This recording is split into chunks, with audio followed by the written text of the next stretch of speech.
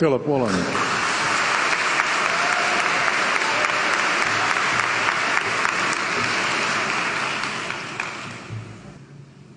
King Lear, late at night on the cliffs, asks the blind Earl of Gloucester, "How do you see the world?"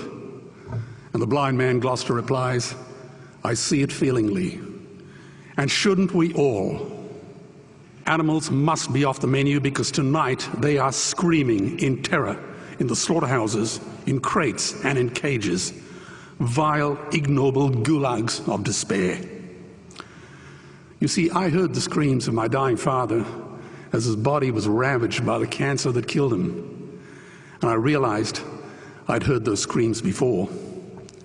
In the slaughterhouse, their eyes stabbed out and their tendons slashed, on the cattle ships to the Middle East, and the dying mother wail as a harpoon explodes in her brain as she calls out to her calf.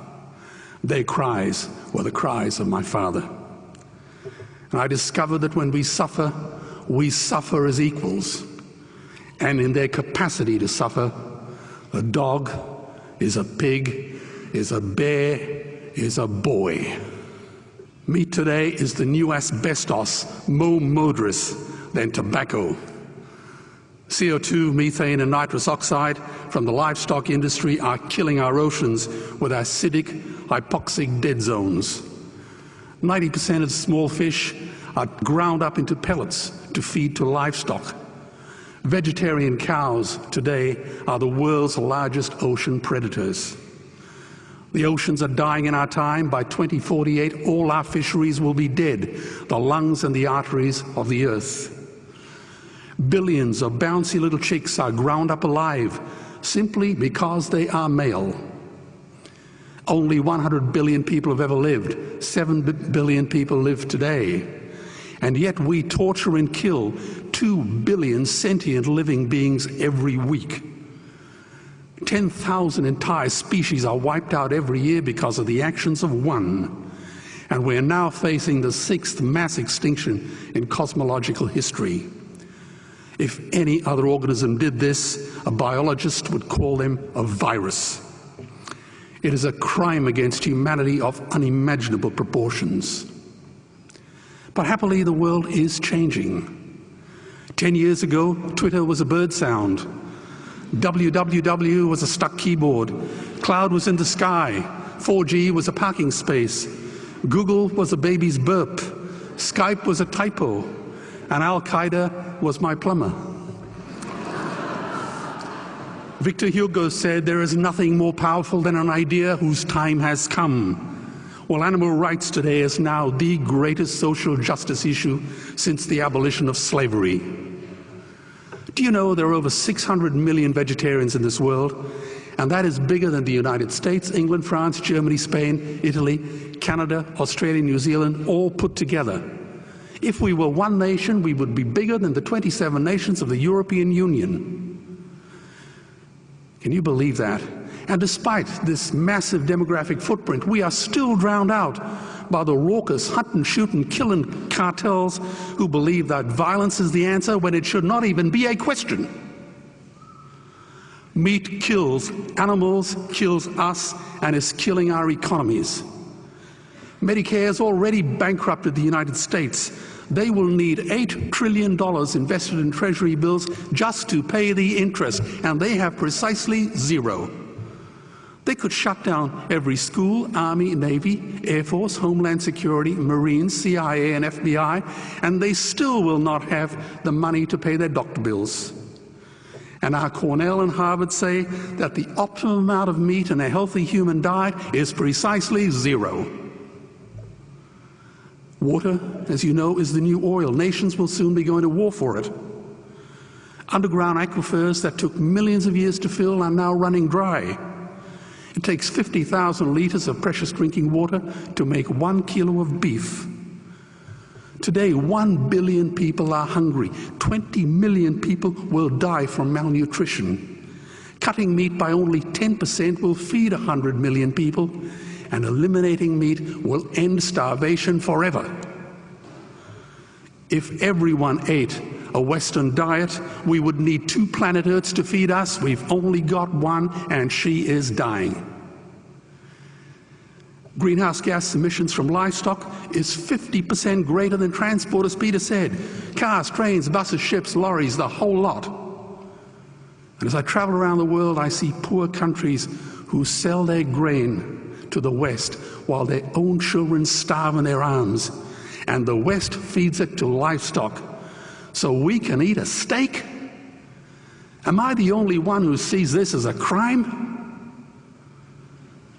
Believe me, every morsel of meat we eat is slapping the tear-stained face of a hungry child.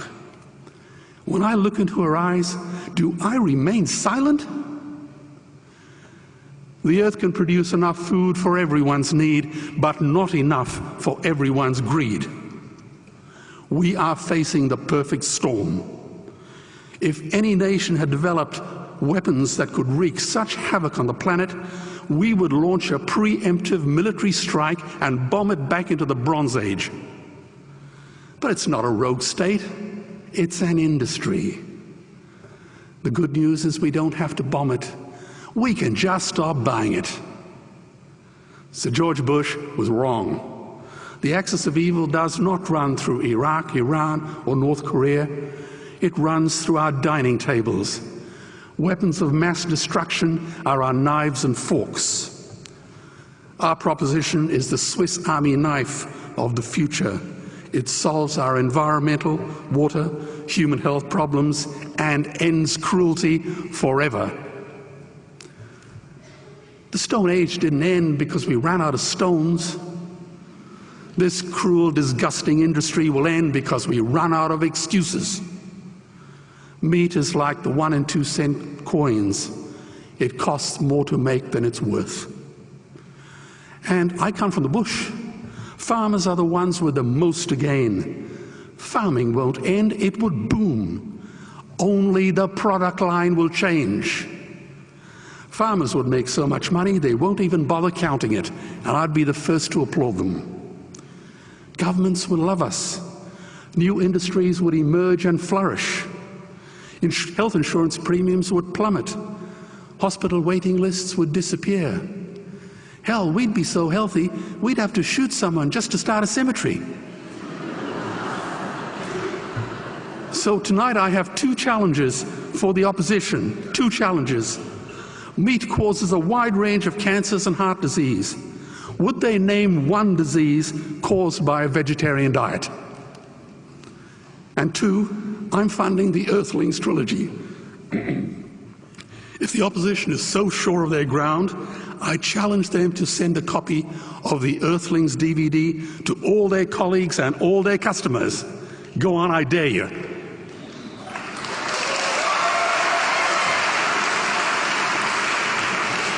Animals are not just other species, they are other nations, and we murder them at our peril. The peace map is drawn on a menu. Peace is not just the absence of war, it is the presence of justice. Justice must be blind to race, color, religion, or species. If she's not blind, she will be a weapon of terror. And tonight, there is unimaginable terror in those ghastly Guantanamos we call factory farms or slaughterhouses.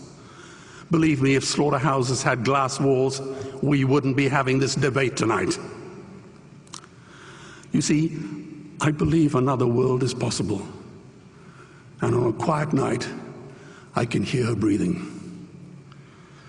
Let's get animals off the menu and out of these torture chambers. Please vote tonight for those who have no voice. Thank you.